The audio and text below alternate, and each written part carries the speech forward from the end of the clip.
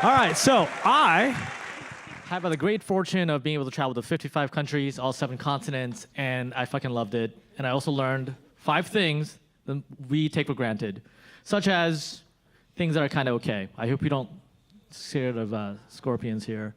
Yeah, people eat that, and it's because we're like, yeah, it's good enough. So good enough is a way of approaching the world, one of the 5 things that are totally underrated, because good enough also gives us things like this. This is the road between Chile and Argentina, and it's got 23 curves, and it snows, it's fucking windy, people die. It's good enough. It's fine. It's okay. And then what happens is that's the reason why you need international travel healthcare rescue insurance. Because when things are good enough, sometimes it might not be.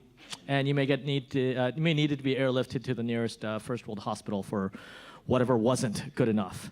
The second thing that's really underappreciated is the winning to lose mentality. So if you go to Easter Island, you will figure out that there's amazing sunsets and very little trees because we cut them all down to put moais up. Yeah, the entire system went to death, just like the Soviet Union, where they built icebreakers towards the end of the Cold War, where they're running out of money. They were building icebreakers, and now you can take them to go see penguins in luxury. Thank you, Soviet Union, right? You gotta compete, just like the Japanese and their TV shows.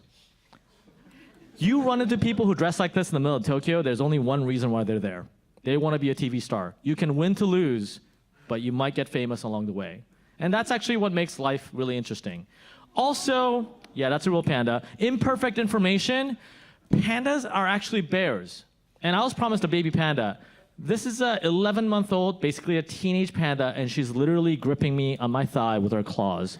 No one tells you pandas have claws. This is an emotionally unstable cow. I actually don't know what this is. I saw this in Scotland. I'm like, why does this fucking cow have hair over its eyes? How does it see? And you don't know, so you make shit up. And it's great, because travel teaches you to make shit up. And this cow, I still don't know. Oh, monkeys do not have toilet paper. So I have no idea where that tail or that hand has been, and that thing's on my fucking shoulder. It's okay, because I was happy at the moment.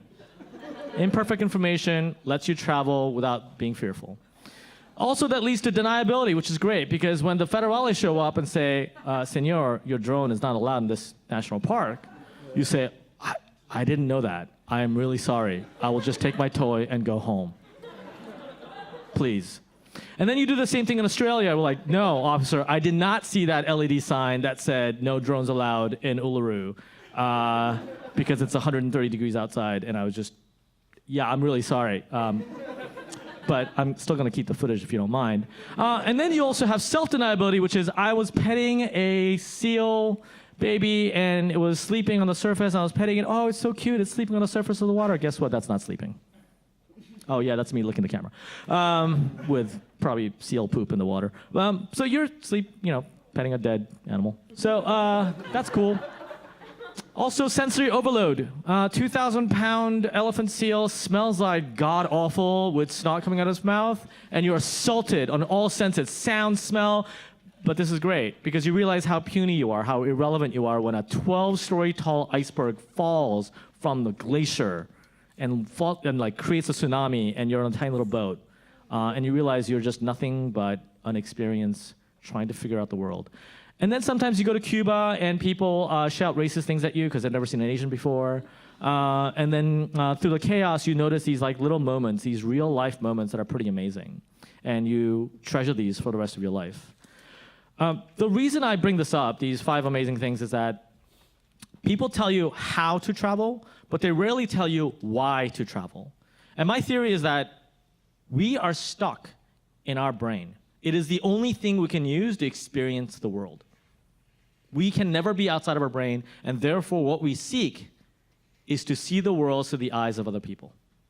Maybe that's not what we explicitly say, but that's what travel does to you. That's why we gravitate towards it. That's why if we don't understand that that is the role of travel, to see the world through the eyes of other sentient beings, then we can never learn from that experience. That we actually won't take away the things we need that travel gives us, so that we can appreciate the views but miss the meaning in it.